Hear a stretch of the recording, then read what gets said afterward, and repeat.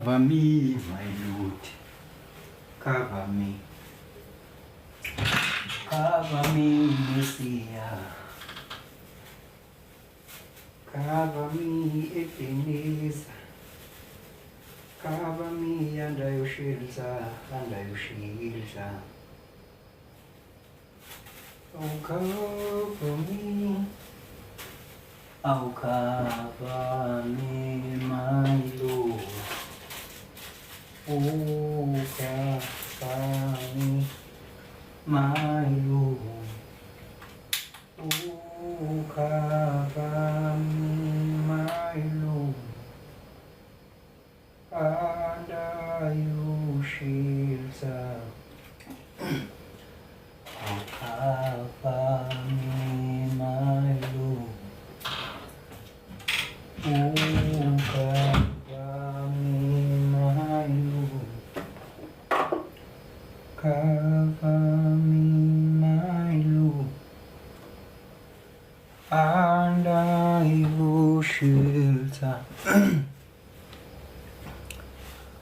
Hayi-ke kwabanjalo kwaze waphinde kwabanjalo Mtho MLT siyaphila bu nina ninjani no singenhla singanena sithokozile ngihamba ngali-ke manibona ngingena kanje konke yenzekile ngisiphumela le egroundini okuyigijimela angazi ukuthi sengikhohlwe umfoka bani loya ongiconsultile manje kwangifikela ukuthi yazini ake ngizokhuluma namhlanje yebo eyes hello and welcome ya wamukelekile ungathatha i-seats take a seat lo mfokazi lo masesi siyakubona molo ngane yakwethu we hope ukuthi uright uyaphila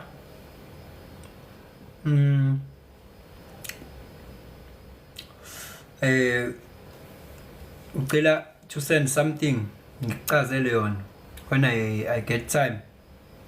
Okay, alright, akunankinga.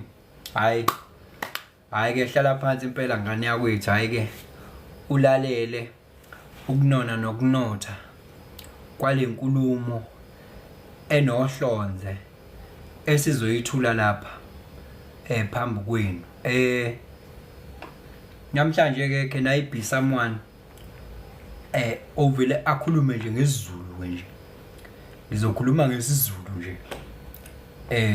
Ngikukhombisa ukuthi ngingumZulu onesizulu esinothile. Ulimi lwami lunothe kakhulu. Ngaleyo ndlela ke wena uzoza nendlebe mina ngize nendaba. Ngethemba lokuthi uzovuna ukuthile kule ndaba. Engithemba ukuthi izaqheqhe lezi ezinganikwa nombani ezidle ngokujiya. Namhlanje ke ngizokhuluma nge-meditation. Anginalo igama le-meditation ngesizulu ne-mindfulness. Ngizokhuluma ngalezo zinto. Ngizokhuluma ngesizulu nje impela. Ngizokhuluma ngesizulu impela. Ngifuna ukukhombisa ukuthi hayi ukuthi nje ngihlezi nje ngishebele mina ngakhulela emakhaya mina eKranskop. Isizulu into engiyazi kahle.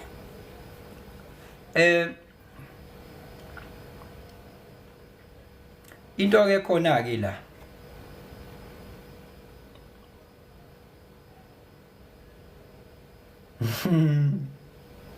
ukuzindla ngokujula Mtho MLT. Ukuzindla ngokujula. Ololo, yazwa ke? Ukuzindla ngokujula, ukuzindla. Uyameditate lapha. Masukuzindla.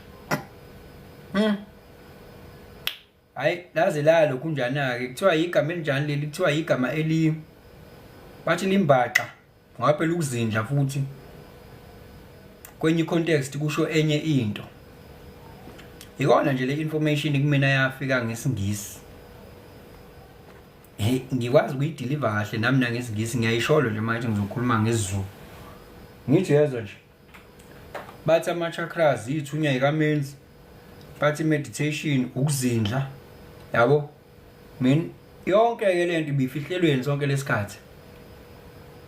Ngoba ngikhumbula nje mina not ukudlinza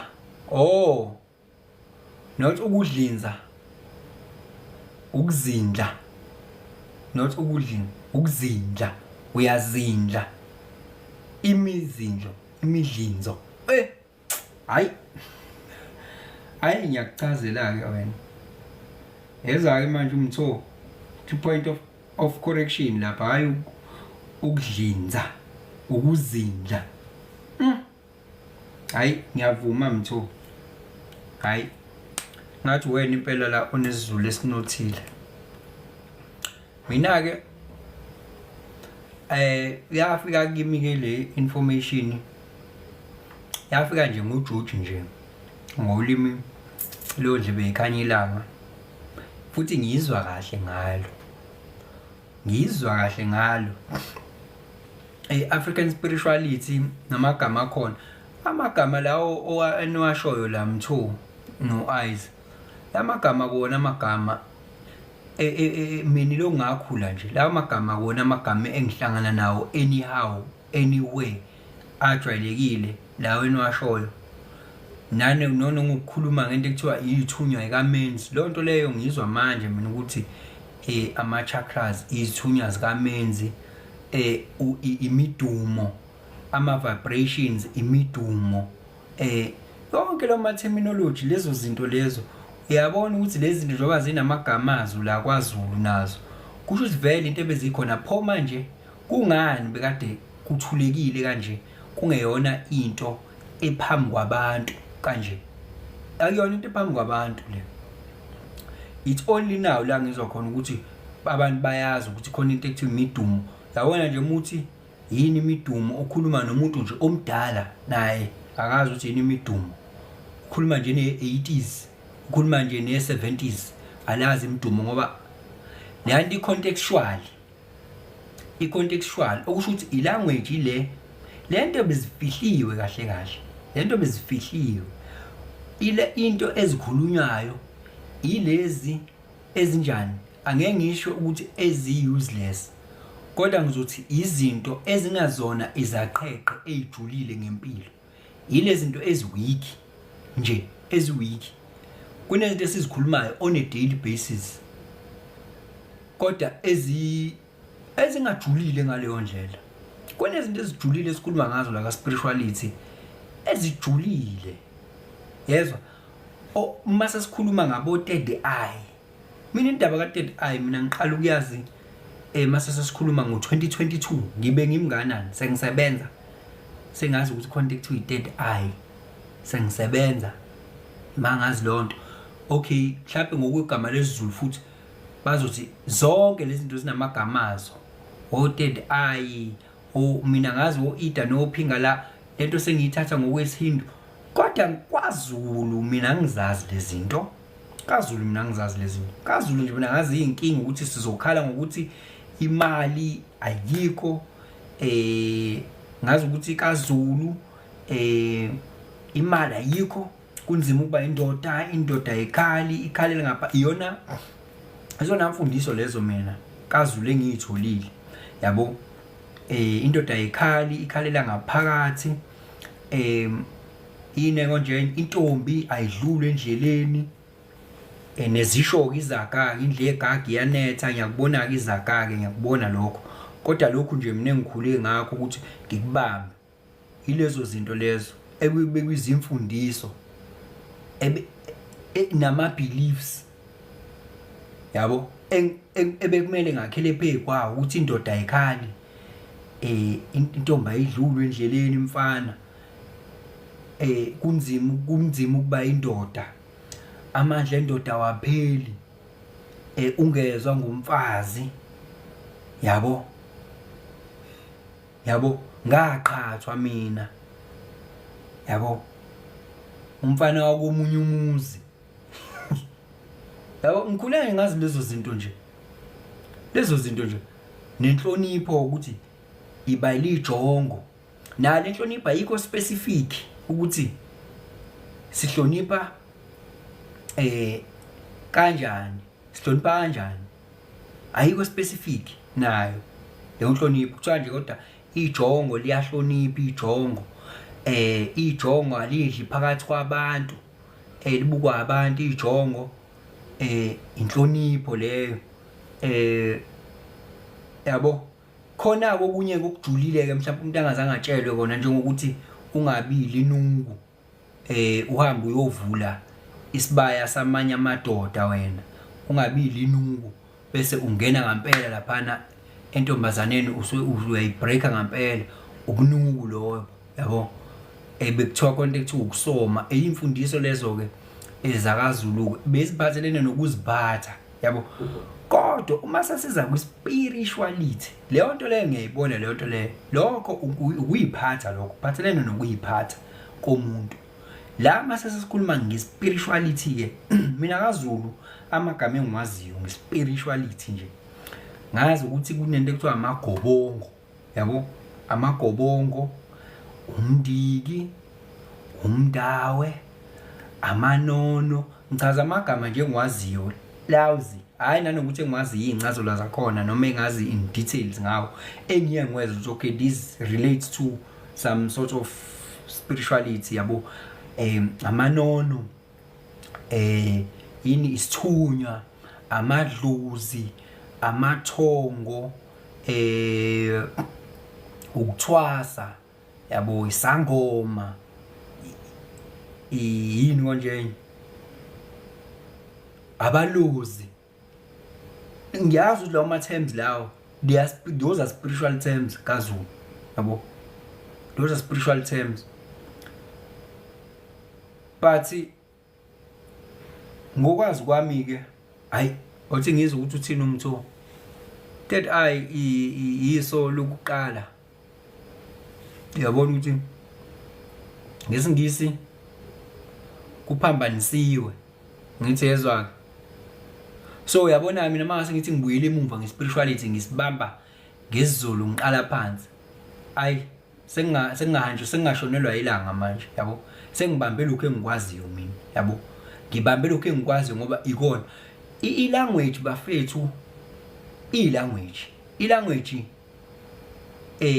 igate lokungena entweni ngoba into ebalekile ilento engikhuluma ngayo modern language yabo modern language ukuthi ngikhuluma ngani ngoba ngisho ngakhuluma ngesign language as long as wena uzongiqonda ukuthi what is it that I'm trying to point manje abantu bayaye beme kwilanguage babhajwe nje kwilanguage ukuthi lento ngelanguage ethile ibizwa ngokuthi ngelanguage ethile baphikisana ngelanguage instead of pointing the core thing abakhuluma ngayo njengamanje ke mina ngizokhuluma ngemeditation la nemindfulness yabo and it doesn't help anyone ukuthi kaZulu imeditation nemindfulness ibizwa ngani okubalekile ukuthi what is it that I'm talking about yabo rather than naming it doesn't even matter yabo because I have to tell you ukuthi this is the thing and this is how we do the thing yabo even ngabe kuthiwa the thing ayinalo igama but if wena ubamba ukuthi the thing yenziwa kanjani that's what is important ngoba indaba ye terminology le iyona le eyenza ukuthi si debate into endless kodwa engasizi umuntu ngoba khona abadebate ngokuthi yini idlozi yini ithongo khona abantu abadebate ngale nto nje ukuthi yini idlozi yini ithongo yabo ukuthi yini idlozi i-definition ikusiza ngani uma ngabe kuukuthi wena khona into oyaziyo esebenzayo because mina I know something ukuthi okay there is a power beyond me, kune-power beyond mina, these physical changes. There's a power, unseen power that is working for me, that is not limited by space and time. Ukuthi-ke wena lowo power uyibiza ngani? That is immaterial. Ukuthi wena lowo power uyibiza ngani? Yabo? That is immaterial. Sebekushilo welokhu ngani? Wesibu. Bathi bathi siboneke i-correlation ke la wena sibu ukuthi wena ukudlinza ukuzindla. Yezwa ke manje? Ukudlinza wena uthi ukudlinza. Yabo? Ukudlinza. Bona batheni umthula?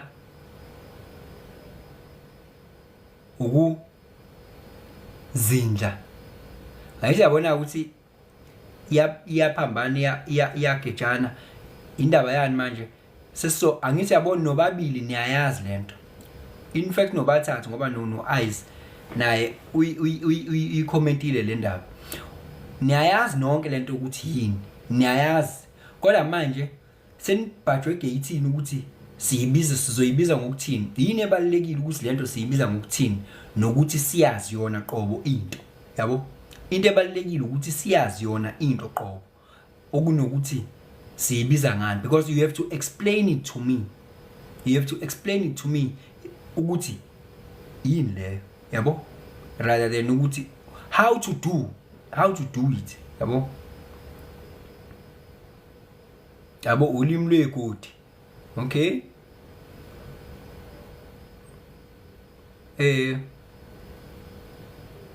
Ukudla amathambo engqondo. Hawu. Da savage. Ukudla amathambo engqondo akukona nto ucabanga lokho. Hayi asiphumeni ke kwi-terminology bafethu. Indaba ye-terminology asiphumeni kuyona. Bengisayindlalela nje inkulumo yami ukuthi kebalekile ukwazi yona into qobo. Ukuyichaza ukuthi yenziwa kanjani leyo nto leyo. Ngikuthathe ngikubeke kunokuyiname. The important thing is the process more than the naming of the thing. Ayike ususifaka phakathi ke the savage, ususingenisa phakathi kuyona ngqo i-topic ukuthi mawuthi what is the importance of meditation. Yeah, now we are starting it. The importance of meditation is to be able to detach from the illusion of this world for a time being, to familiarize yourself to detach from the illusion, because the whole reality is an illusion, is not real, and you have to keep a distance at some point and detach, because once you are too attached to the illusion of this world, you tend to be swayed around. Ukuthi you are being swayed around and your mind gets too busy and like you find yourself in the mist, because there's a lot happening in this world. So if there's a lot happening, at some point you need to step back a little bit and look at things at a distance and look at them as be an observer of them. You can't watch the television if you are too close to it. Yeah, but you can't even watch what is really happening. You can't make a clear judgment of what is actually happening.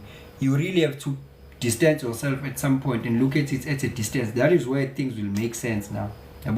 Because the whole reality is an illusion. Akufuneka ukuthi ube ne-convergent focus empilweni. Mele ube ne-divergent focus.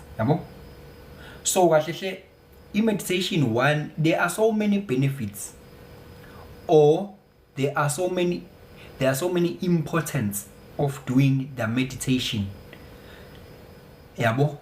So So the meditation is based on the reality or thoughts. Yeah, the meditation basically, there are more than one importance or benefits of a meditation. So okokuqala ukuthi you detach from the world. That is the first thing. You detach from the illusion okokuqala. Ngiyabo? We most exalted. You detach from the illusion. Okokuqala ngobani? Omunye usavage uthi it's like a self introspection.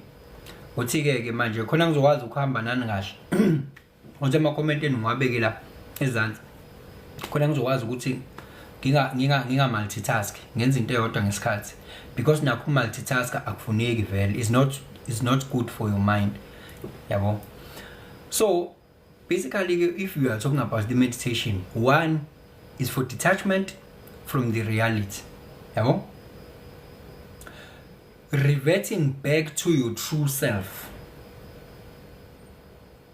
Once you are able to connect to your true self, because your true self is a pure awareness that is aware of everything that is happening. You are the light that is shining. So let's just look at it this way. One, there is a reality. Two, there is your mind. Three, there is you at the back. And you are the one who sees the mind thinking. Who sees the mind thinking? It's the true you, the true essence of you that sees the mind thinking. But now, you will forget that you are not the mind. If you are always thinking, if you are always caught up in the mind, if you are always caught up in the Maya, we call this the Maya, this illusion.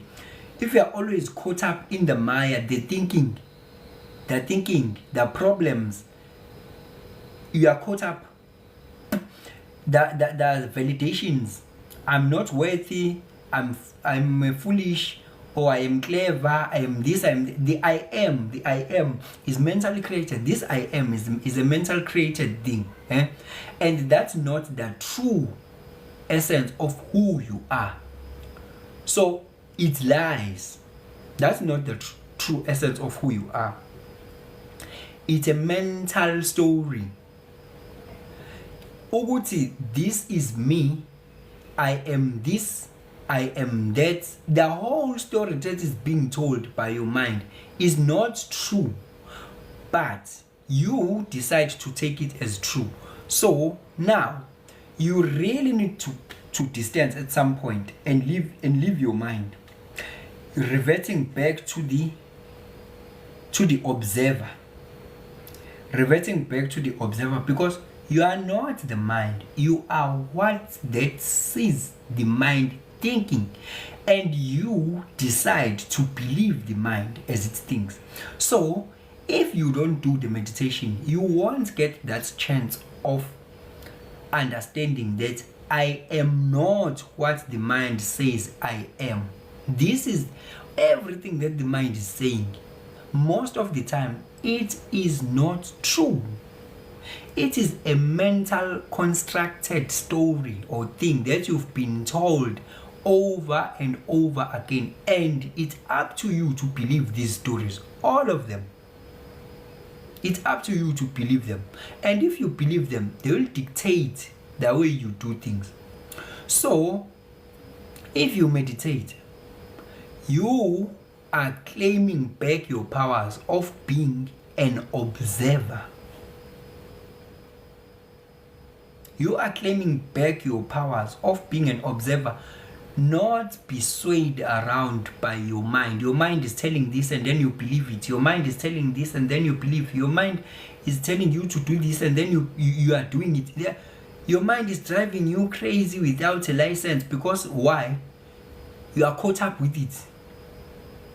There's no safe following distance. You are caught up with it. But if you are familiar with the meditation, So when your mind is telling you stories, so you'll hold on a second. How true is this? Now you are able to detach. Hold on. Is this true? Though, is this true? No, is this you will realize this is the story of the mind. This is not true. This is the story of the mind. The mind will do whatever it takes to make you survive. So the mind will use limited information to make you survive. Thank you so much. Thank you so much for the gift, in fact. So the mind will take whatever limited information that it has and then draw a conclusion, and that conclusion will want you to take action, so to feel safe or to survive. The ultimate aim of the mind is to keeping you safe. Every time the mind is there to keep you safe, so it will make a worst case scenario every time for you to take action. And if you look at it at a distance, then you see there is no worst case scenario.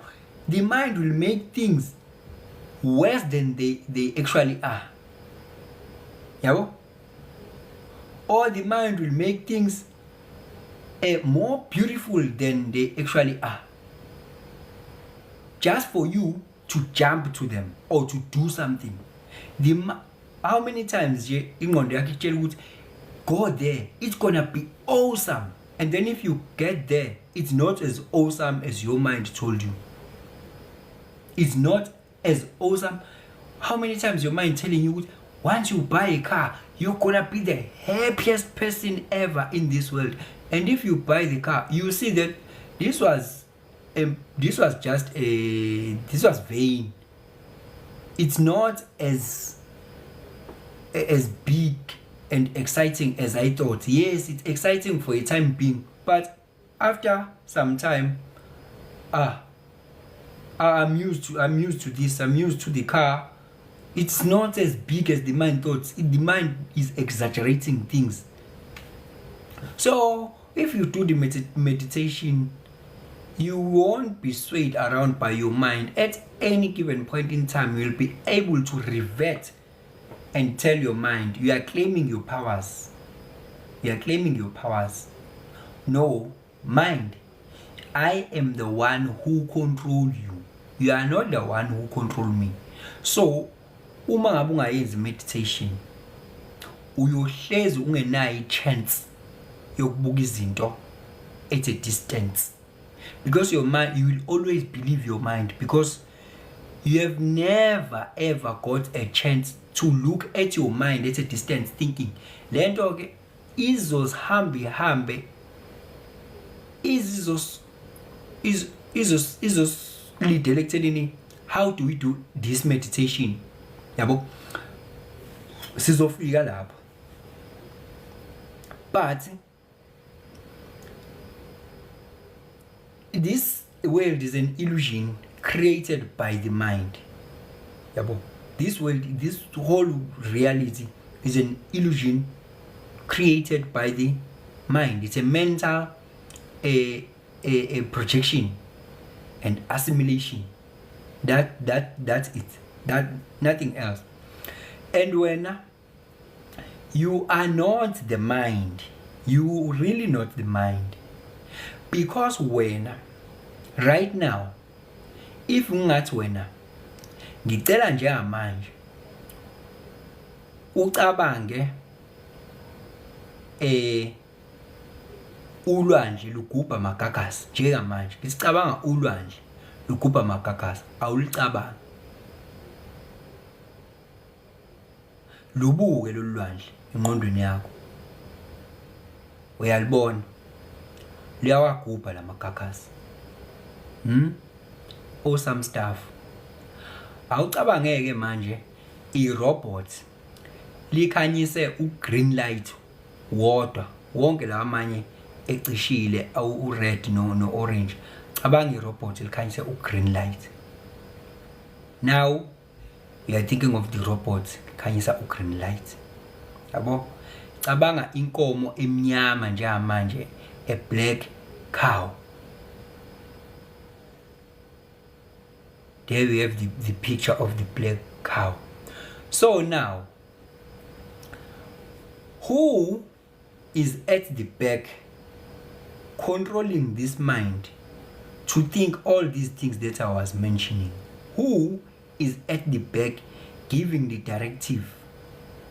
Now, cabanga ngolwandle, manje cabanga ngerobot, manje cabanga ngenkomo. Akuyona ingqondo ebizenzela lonto. Wena as a conscious awareness, as a pure awareness that is controlling this mind, you were making the mind to think these things. Wena is not ukuthi ingqondo ibizicabangela. Ubani ko bezibona lezi zinto? Bezibona uwe wedwa in the eye. Wena la ngaphakathi kuwena. You are the one who was seeing these things ezicatsha ngohuwe. Ngithi yabo? So njengamanje lento ikutshelana, ikutshela ukuthi kusho ukuthi there is a power behind that is able to see these things inside of my head. That is the pure essence of who you are. So now, that essence of who you are, iyona le esisuke sikubuyisela back kuyona.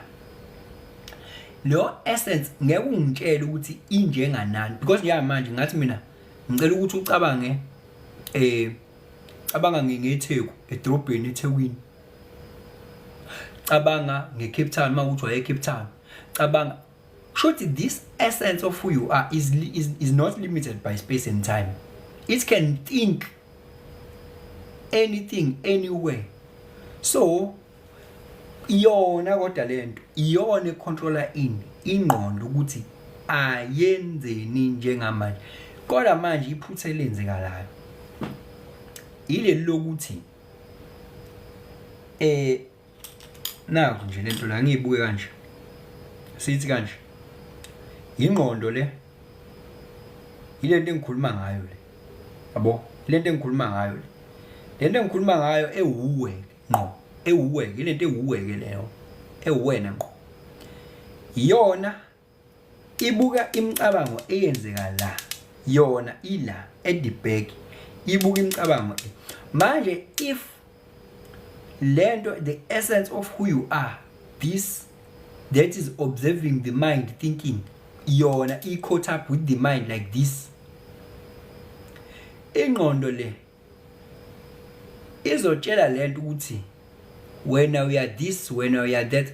Umsebenzi walento le true essence of who you are ukukholwa nje ingqondo ukuthi lento ishiwa ingqondo iyiqiniso kuphela. Lento eshiwa ingqondo iyiqiniso iloko nje kuphela. Lento eshiwa ingqondo yamanga kuphela. Yiloko nje umsebenzi walento ukukholwa nje kuphela. Ukuthi ikholwe lento eshiwa ingqondo ukuthi iyona noma iyona. Bese ke okulandela lapho ke that's how we create the reality. Okukholiwe ikona okwenzekalayo. Yabo? Ngoba lento iyona universe le. You are the universe. Yabo? You are the universe. Lento iyona you are the universe. So ngoba ukukholiwe lokho okutshelwa ingqondo.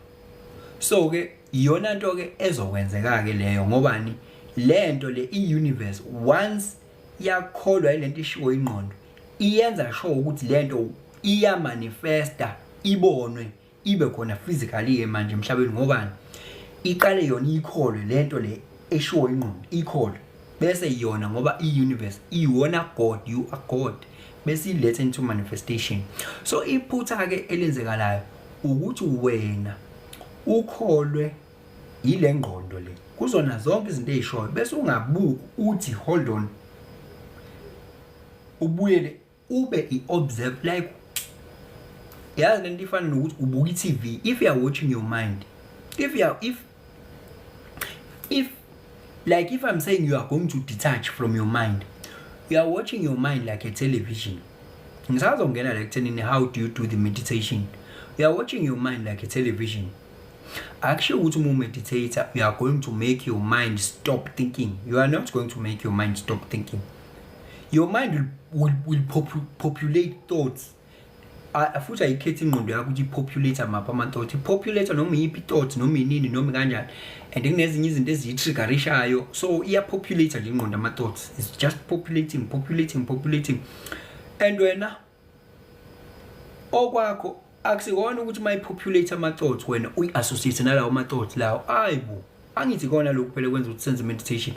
Once your mind nje yathi ingqondo yakho yazi ukuthi kuzoqhamuka umuntu emva kwakho akudubule, uyaqala ubhemu. Hawu, ithi ingqondo yakho yazi awukho safe la, yabo vele ihlezi ifuna ukwenza ube safe, uya-react, yabo yonke into. Ithi ingqondo yakho ubingelela umuntu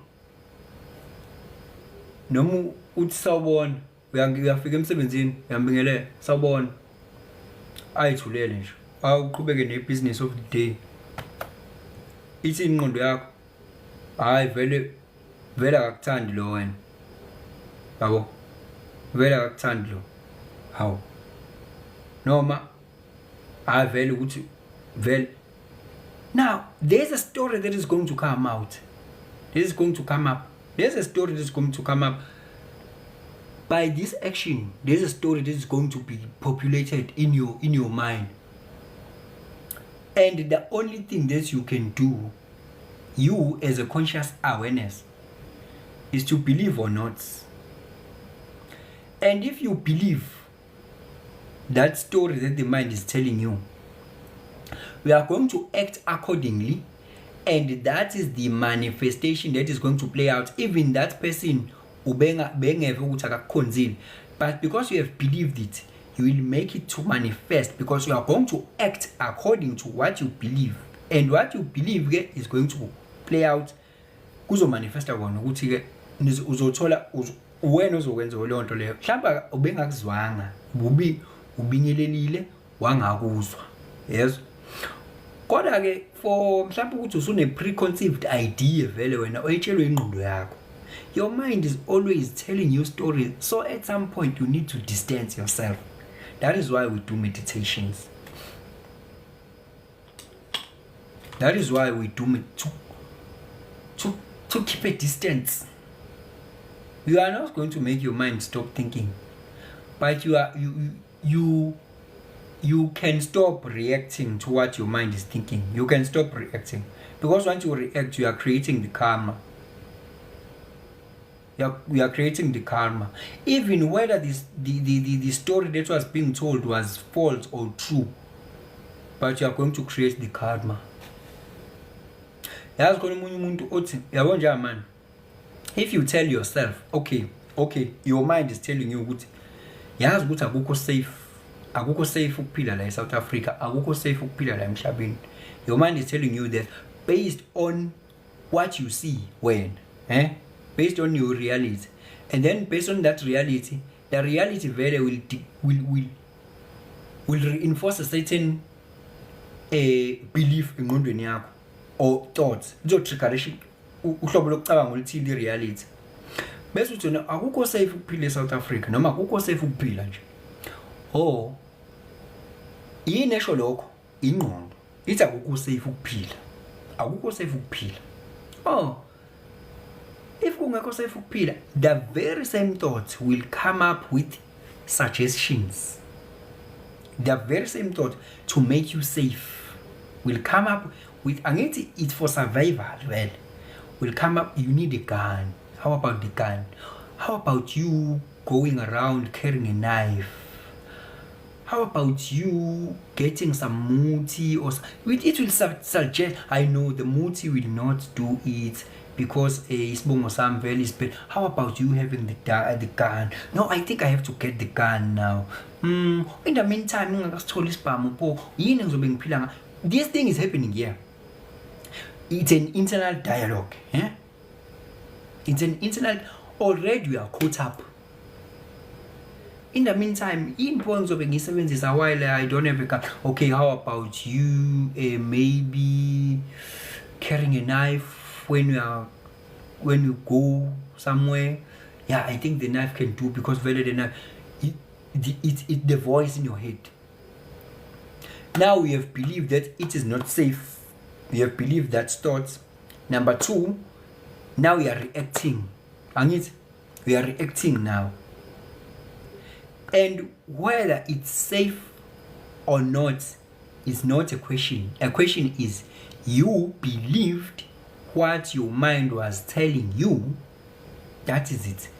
And whether it is true or not, that is really not a question. So zingaki izinto nezitori that will be populated by your mind, and you believe without questioning or being at a distance and look at the merits of the matter before you get into zingaki izinto. Then you end up doing things, reacting to things, creating realities. You just have to chill. Your mind, you say, shut up, when shut up. They know, shut up. Melube comfortable ngokuba kwi unknown. Wawu ingqondo yakho ayifuni ukungazi, ifuna ukwazi ukuthi what is going on. Ngobani? It is uncomfortable ukuba kwi unknown territory. I want to know. Ayikwazi ukuthi ithi I'm satisfied of being alive and being here right now. No, it wants to know what is going to happen. What are you going to do next? What are you going to do for tomorrow? What are you going to do in the next hour? It wants information to be comfortable. So it will be comfortable. I don't know. I want to know, because the mind wants to know. Iyaisaba unknown. Your mind wants you to be safe at all cost. I want to know what tomorrow holds. I want to be safe. It will always be scanning for danger. That is why sizongenela ethenini sikhulume ngani nge-mindfulness again. Okay, if the meditation is helping you to detach from the stories of your mind, to detach and be an observer and surrender, awukho phela umcabango obaluleke ukudlula omunye, awukho. Yonke lento, it's a neuron connection. Into ekuthiwa nje i-thoughts, umcabango, is nothing more than a firing of certain neurons simultaneously. The neurons that are connected, they are having that fire together, they wire together. So in memory, it's a firing of neurons. So there's nothing much. It's an electrical signal. So awukho umcabango. Uyazi kwesinye isikhathi izikhompyutha yombili umcabango. Uyabona lapho kusosekwenzakala nengqondweni yakho, it's like a fireworks. Eminye izikhompyutha kanye umcabango engqondweni. That's not a good way of life. That is causing more harm than good to you. Kuze kuthiwa anganoma incwadi kaMeduni ethi take no thoughts, just chill. Be present. Okay, that one is a mindfulness. Ukuchila, ube in the present moment and stop thinking about, ruminating about the past or worrying about the future. What is the difference? What is in between the future and the past? It is where you should be, in the vacuum. there's nothing the mind is doing without ruminating about the past or thinking about the future. Ingqondo umsebenzi wayo loyo. It's the past and the future. That is the present moment. The mind cannot think about what is currently happening, cannot, and isaba kabi ingqondo ukuthi ube kwi present moment because it wants you to think about the past or ruminate about the future. Because for the future it wants you to make preparations because it wants you to be safe. For the past it wants to dwell on the stories of the past because they make you feel a certain way, how you should have done better, ubani okujwayela kabi. You have to feel because it is addicted to the certain emotions. So the past thoughts, the past thought patterns are making you to feel a certain way. So it is addicted to feel the certain way. So that is why it will take you every time to the past. So, but you really have to be in the present moment. You really don't have to think about living. You have to live. You don't have to think about living. Living is not thinking. Like now we are living and we are not thinking because now you are using your senses. You are listening to me. You are listening to me. We are always doing something. Be engaged. Be in a flow state. That is what we call the mindfulness. Be in a flow state. That is the mindfulness. If you are doing something, immerse yourself in that thing that you are doing. Immerse yourself in that thing that you are doing. If we are guys, feel, not even to feel, have that connect nala manzi, wezwe la manzi lawo ehla kuwena. Hayi ukuthi uyageza ucabanga ngokuthi what is the next activity, what I'm going to do to work while we are bathing. No, that is not a proper way of living. Take no thought. Even thinking about your problems doesn't solve your problems. Thinking about them doesn't. In fact, the opposites do. The opposite do. Stop thinking about your problems when they are going to be solved. Because you are just consuming your energy by thinking about them.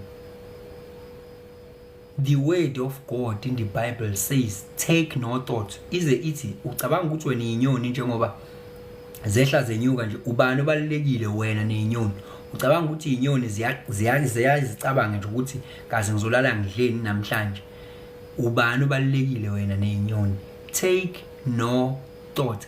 When you stop thinking and be in the present moment, immerse yourself, that is when you will gain all the powers. Because if you are thinking, you are consuming the energy.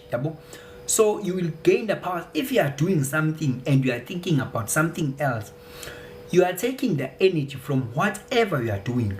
But if you are not thinking about something else, you've immersed yourself, you are doing what you are doing, and you are one with what you are doing right now. You are not thinking. You feel the sensation of this thing touching you. You feel, you listen the noise of that thing. Thank you so much for the gift. That is when you are immersed. You are one with what you are doing. You become it.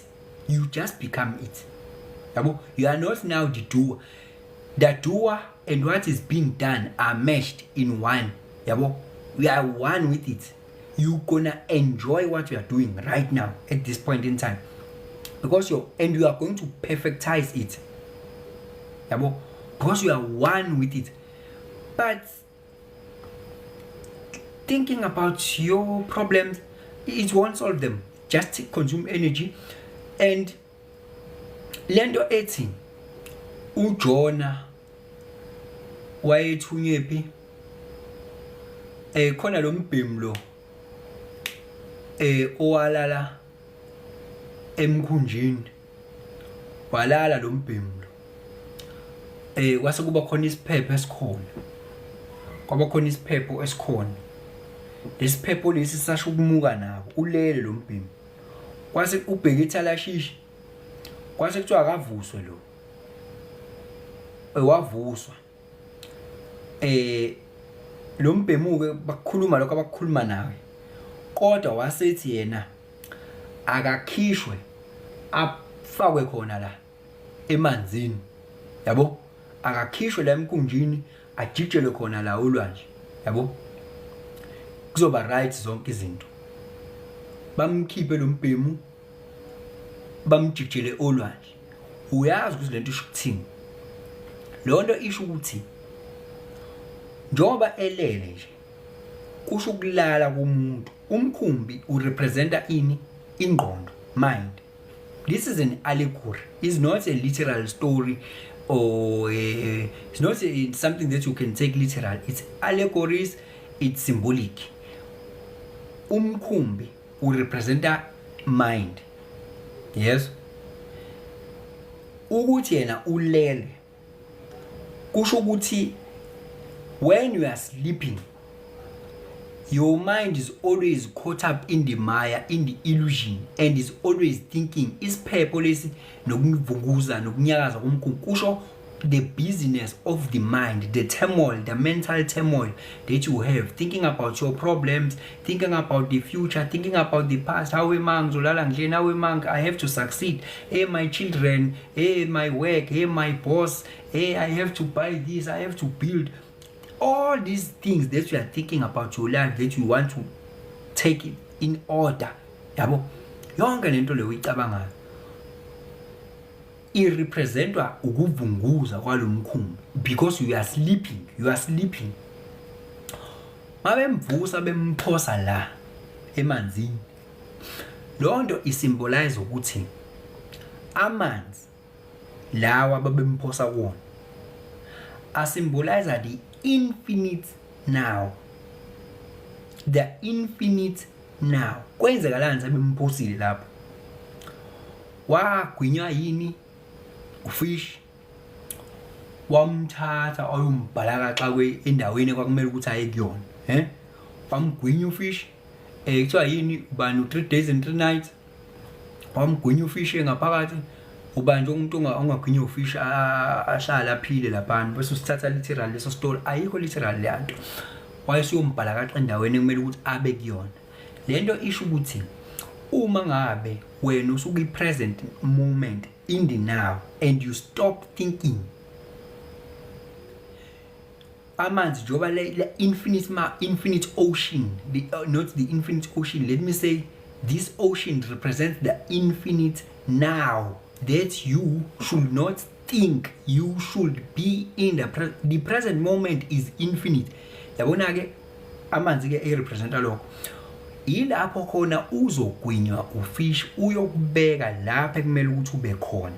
So ngamanye amazwi, if you stop thinking about you stop worrying about your problems, you stop worrying about your life, you are in a flawless state, you are in a yakabakubiza ngethawo, the Tao, yes, the Tao, the force, the universal force, the now. If you are in the present moment, that is where you are going to be taken to a correct trajectory of your life. The direction, we are not going to get answers to your question by questioning. We are going to get answers by stop questioning. Yeah, it's a paradox. We are not going to be guided towards the correct direction of your life by thinking about the direction of your life. By stop thinking about the direction, that is when you are going to be guided to the correct. Once you do the opposite of what you are doing with your mind, that is when you are going to be guided. Be in the present moment. If you are in the now, you are going to be directed and land straight where you're supposed to be. As a matter of fact, your mind knows nothing about where you're supposed to be, when and how. Your mind knows nothing about those things. What knows is the infinite now, because the infinite now, because the infinite now is that is creating everything. So once you stop thinking, you just become one with the universal force, the now, the chi, the prana. By that time, you are going to be guided and receive messages and be led to a correct trajectory of your life, because your mind will take you to the wrong direction. That is why umkhumbi wavunguza. The thinking mind iyona leyo ezokwenza ukuthi ulahle ini focus. Be in the present moment. If wenza into, stop thinking about what you are going to do next. Yes, stop thinking about what you done. Yabo, iyodwa into okumele uyazi ngepast. I-past you learn and pass beyond. You don't revert back to the past over and over again. It doesn't help. By you reverting and dwelling in the past, wenza i-future yakho ukuthi ibe predetermined. Your past will be your future. Your past will be your present and potentially be your future, because the thought patterns ala engqondweni yakho about the past, they are creating the reality. So you are living the past. Yabo? So be in the present moment at every given point in time. Ngiyabo? Kwake wathi omunye, lesi silwane lesi ekuthiwa umuntu isona silwane lesi esisafarisha for into engakenzeki. Lesi silwane ekuthiwa umuntu. Thank you so much Mxo. Thank you so much for the gift.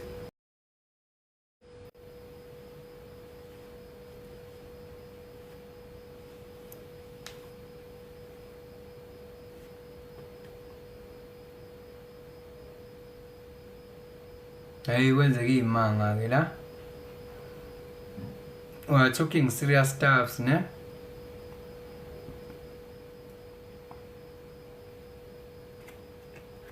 Ah.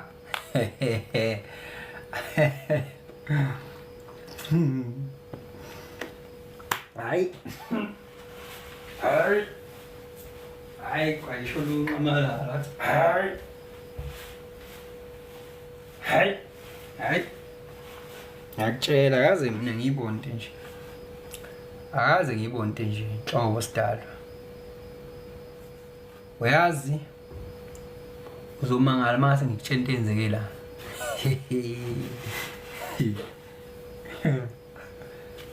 Ayikhona. Hayi kodwa hayi. Kusho umuntu uyinkunzi ngempela.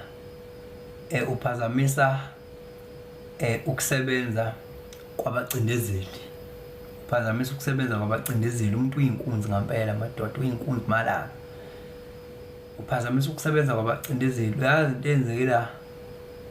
Lo hamba isignal straight, cut off signal, gone. Hayi khona. Manje ke abantu ngeke singabakhululi thina, khuleka. Abantu ngeke singabakhululi thina, ngeke abantu bebeziqila zengqondo zabo. Abantu bebeziqila zengqondo zabo. Kulungile futhi ngizo-uploada futhi nalo live lo, anginankinga mina, ngizo-uploada ku YouTube, Changes Akasha on YouTube. Ngizo-uploada. Yabo. Ngizo-uploada nje lo live kamnandi nje.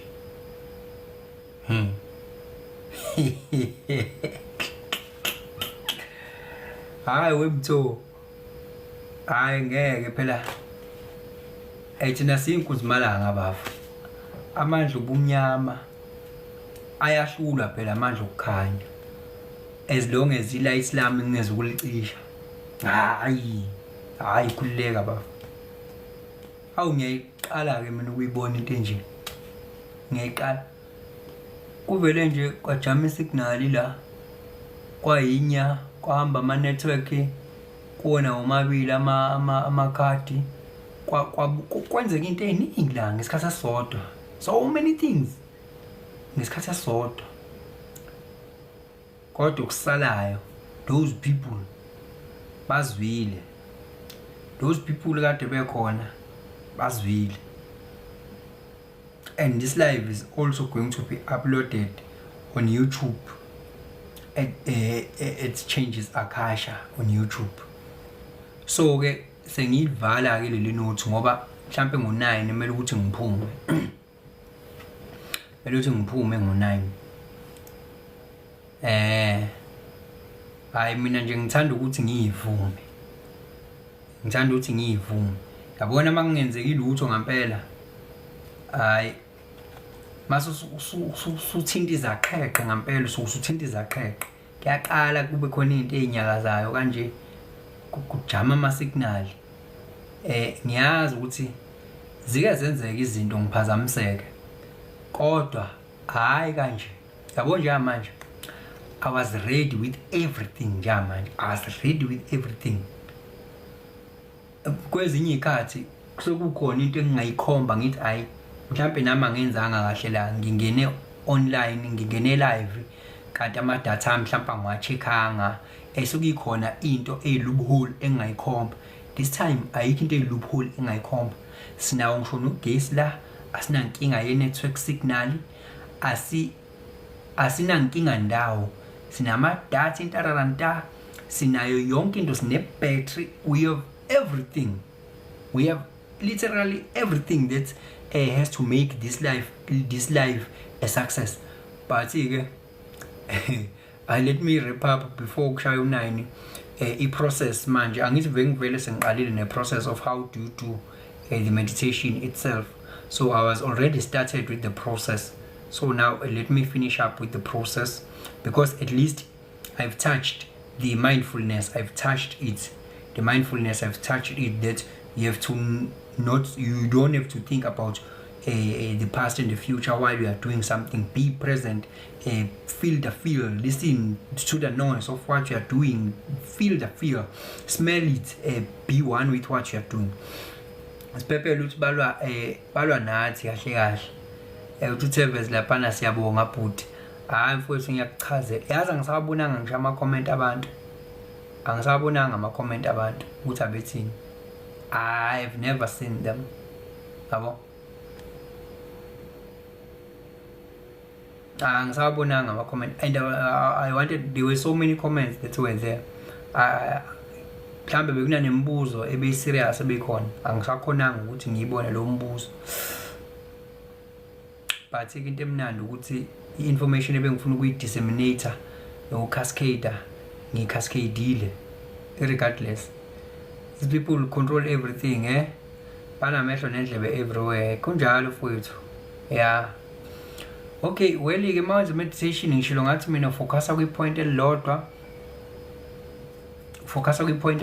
okay that's one point you focus on it ingqondo yakho izozama ukupopulate ama thoughts while you are focusing on that one point but wena akufuneki ukuthi ulwe nayo uphikisane nayo kumele ukuthi uyenze njani buyisa nje attention yakho kamnandi uyibuyiselela ungayixeki ukuthi this thing ayenzeki uma ngabula ukuthi hayi this thing ayenzeki it is the mind wanting you to leave what you are doing yabo it is so uncomfortable for the mind so uzozo ukuthi hey this thing maybe I'm doing it wrong maybe it's not for me will I ever know how to do it it will come up with all these nonsensical stories that will make you to give up but when you work or don't entertain those thoughts because it's the thought vele again wena buyisa attention yakho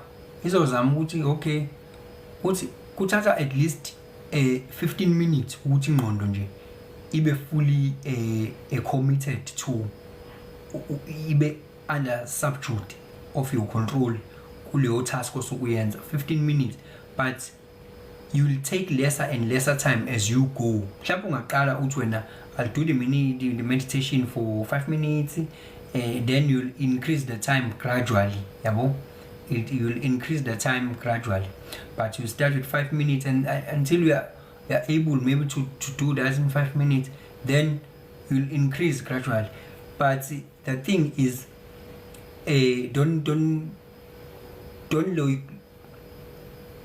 don't engage with the mind ngesikhathi kupopulate lama thoughts don't engage with it you observe them you bring back your attention to wherever the point or to your breathing, or to whichever the point obeke kuyona, or even maybe you are just listening to whatever you are listening, you bring back the attention. Uma ukuthi ke common ke kona lokho ukuthi abantu be feel the sensation of their breathing a rhythm, or the breathe in and breathe out. You can I'm always on point. Thank you so much, Slim Jim. Thank you so much. What do you read? Mina ngifunda incwadi eningi. The Kapalion ngiyabafunda, the Power of the Now ngiyabafunda, Atomic Habits ngiyabafunda, The Game of Life and How to Play It ngiyabafunda. So you focus on that point for an extended period of time. Focus lapho. Angithi the time ufocus kulento focus kuyona, kuzoba ne vacuum, and ama-thoughts azofuna ukucompete. Ama-thoughts ayathanda i-attention yakho, azofuna ukuvela, yabo, azocompete ukuthi they are competing for your attention. By the time you are doing this meditation, they are competing for your attention. Ngoba yabona ukuthi now there's a vacuum now, we can show up now to grab the attention. Yonke thoughts ifuna ukuzibonakalisa, but wena okwakho, maybe you may find yourself interacting with these thoughts, but remember to pull back to your breathing. Yabo, that's it. Uyozijwayela ingqondo yakho, okay, this one akasasinaki. Every time uyozijwayela ingqondo yakho, lo abuya ngasinaki, lo amandla akho wagainile back kuyena ngoba ubuya ngasinaki, yabo. So yini ezokuthi ukuthi ama-thoughts abe maningi kakhulu ngesikhathi umeditate? Yingoba kusuke sekune space. Now we have created a space. Now to create space ke awusukufanele ukuthi usuvula istage. Yonke ke ithought izofuna ukuzovela ke la manje. Yonke ithought ifuna ukuzovela ngoba manje wena usucreate ispace, yabo. Wonke ke manje afuna ukuzovela ke manje because they want your attention now. But ke obviously ke we are not creating the space for them to jump and have that fun and then you watch them. No, we are not creating that space for that. We are creating this. You need this space, yabo. You need this space as empty as it is. You need this vacuum. So now they can jump, but you into ukuthi thoughts iphile attention. If there's no attention, the thought will fade away, obviously, because it lives and survives with your attention. If you are feeding it the attention, it will survive. But if you starve its attention, obviously it will cease to exist. So when I focus on your breathing, and you will master this. It's a journey, it's a process. You don't have to be a master now. It doesn't work that way. It's a journey. Be gentle with yourself. Take time, 5-10 minutes. Gradually you grow. Eventually, ngesaba nayo ke inamba yabantu abaningi kangaka who are killing themselves. Because why they are killing themselves? They believe the story that are told by the mind. They believe those stories. That is why sinabantu abane anxiety, because now they believe what the mind is saying, that the future is unpromised. The future is terrible. You need to do something. We find people baby anxiety, but it all lies. It's all about people need depression. This is where I should be with life now. It's like I'm stagnant. I'm moving at a snail pace. It all lies. You see? It all lies. So now these things that I'm talking about, they are going to help you not to become a slave of your own mind, because mind is a very incredible tool to create the reality that you want to see, but it can also work against you as your worst enemy, ever. So it's up to you. What do you train the mind to become your ally, or you train your mind to become your worst enemy? Because you can train it to become your worst enemy. So okay, that's what I wanted to share today. Not unless there is a question, but it was just a mental health and awareness kulo live lo ebenginawo.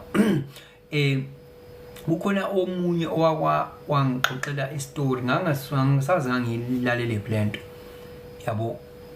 ukuthi wathi yazi ukuthi nginesilwane, lesi silwane engisifuyile siyawenza impela umsebenzi, siwenze kodwa mase sisuqedile umsebenzi sisebenza mina ke manje, sidla mina ke lesi silwane, sijaha mina ke lesi silwane mase siqeda ukusebenza.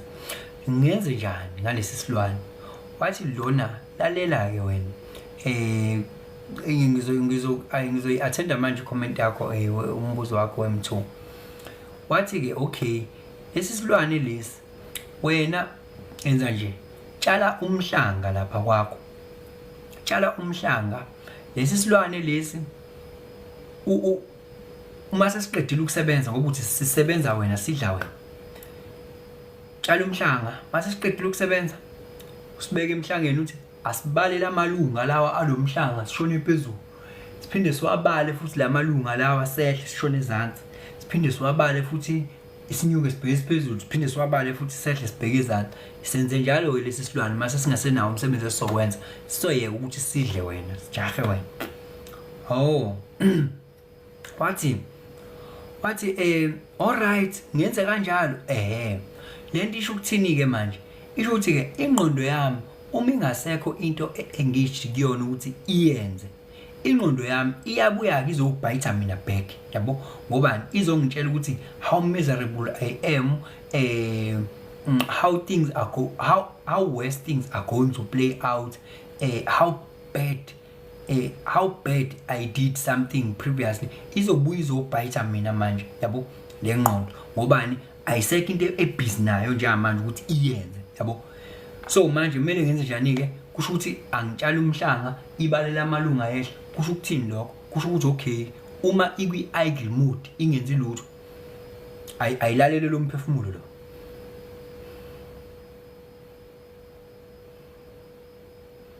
Ayilalele lo mphefumulo, ifocus yayo ayibe la, ayingasuki la, ngoba ayisenawo umsebenzi ezowenza, ayifocus la.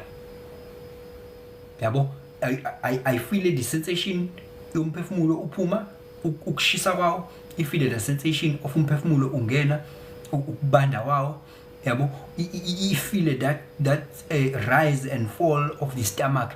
Iwona umsebenzi wayo ke lo, ngobani?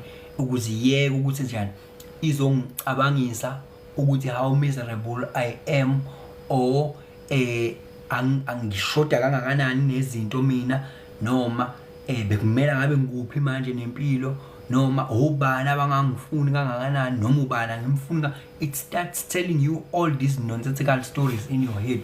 So ke yibona ke kumele wenze njani, ibe busy nani ngokufocusa in the breathing uma ngabe iwi-idle mood ingekho busy. Ngiyabo?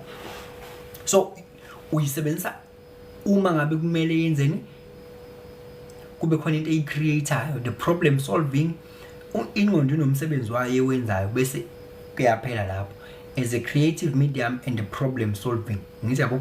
Hayi ukuthi izokuqambela ini amanga. Hayi seku9 ke nje manje, ngicabanga ukuthi bafethu laba abangiqalayo nanokungibona namhlanje nje abangangazi, ngiyanethuma nganza kwethu ku Changes Akasha lapha ya ku YouTube ngiyatholakala, nalabo live bonke live obungazi uzobabuke bami, uzobathola ku Changes Akasha on YouTube. Kune playlist ebhala ukuthi live streaming, uzongena kuyona-ke uzobafica-ke o-live ku-Changes Akasha on YouTube. Ngala ku-Facebook ubani Changes Akasha Rebirth, yes, Changes Akasha Rebirth. Sengisho-ke uma kuwukuthi sinama-newcomers siyawemukela-ke la ekhaya, siyawemukela like nawe komdala uma ukuthi uya-enjoya laphana i-content lapha ku-YouTube kodwa awusubscribe-ile, cela ufike usubscribe. Nawe omusha fike usubscribe laphaya yabo, ukuze sikwazi ukuthi sikhule sibe ifamily kanjalo. Okunye konje ebengifuna ukuthinta ikuphi ilokhu human design, ukuthi laphana enjoya ama-playlist awu-2, enjoya i-human design, isifundo leso, i-system engifundisa ngayo uzozizwela nawe ukuthi mayelana nani. Bese kuba yilabo live-ke laba-ke ama-playlist awu-2 nje akhona laphaya yabo. So-ke ungahamba uyo-enjoy i-information elaphaya. Ngisanda kuqala lo YouTube kodwa i-information elaphaya inomsoco, isuthi i-information yeminyaka leya, isuthi yabo, can change your whole life. Uthi-ke umtho MLT uthini ngokuboniswa ikusasa nemumva, ukuboniswa ikusasa nemumva. Ngiyacabanga ukuthi la mhlawumbe usukhuluma ngento that is spiritually, there is not mental, spiritual. Lokho is spiritual, is not mental. Uma uthi uyakhonjiswa something uyakhonjiswa in a certain form, whether you are sleeping or it comes as a flashlight. Lokho it's spiritual rather than ukuthi kube mental. So akufoli kulesi scope lesi sokuthi your mind is fooling you or is playing you. No, lokho it's beyond the mind comprehension. So it is not your mind fooling you yabo.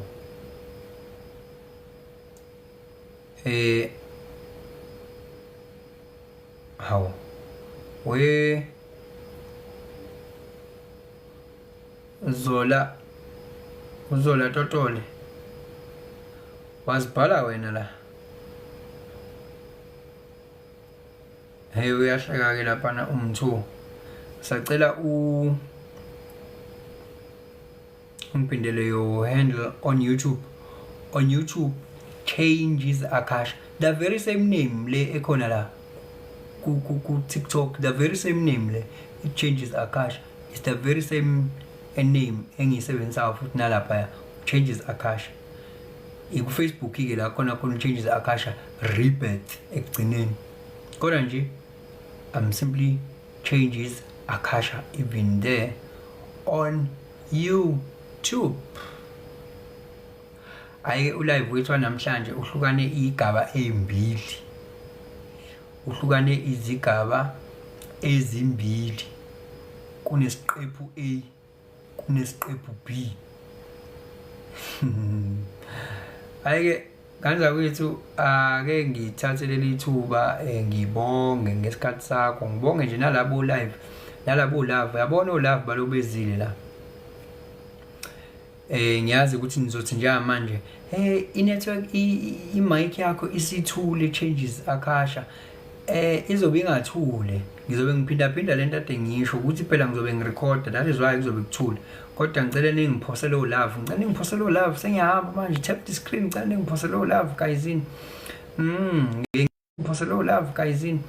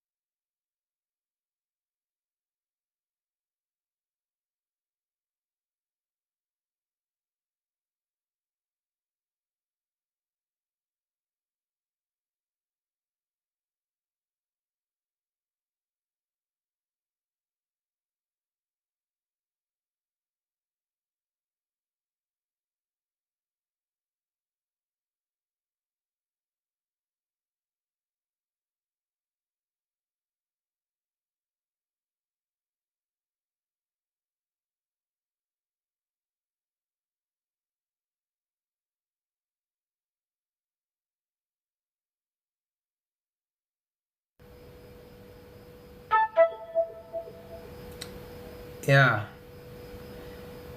mfethu ungaphela amandla kusho ubani uSiphephelo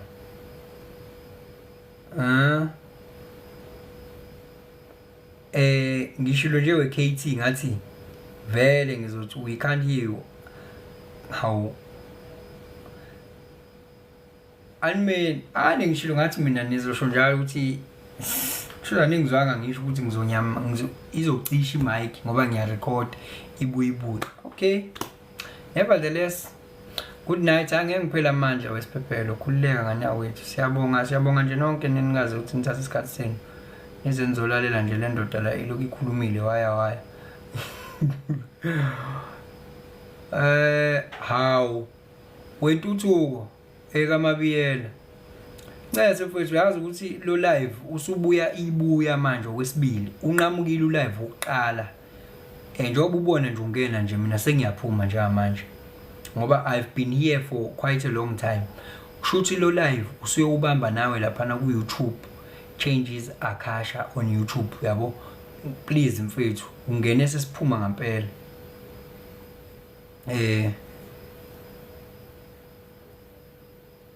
uyafisa ukuthi ngigcine ngingena na ku spiritual into ezi spiritual isihlezi sikhuluma ngazo kuya ngokuthi wena ikuphi ufuna ukuthi good night we KT kuya ukuthi kuphi of spirituality is very vast kuya ukuthi wena ikuphi ufuna ukufocus khona lapho spirituality is very vast.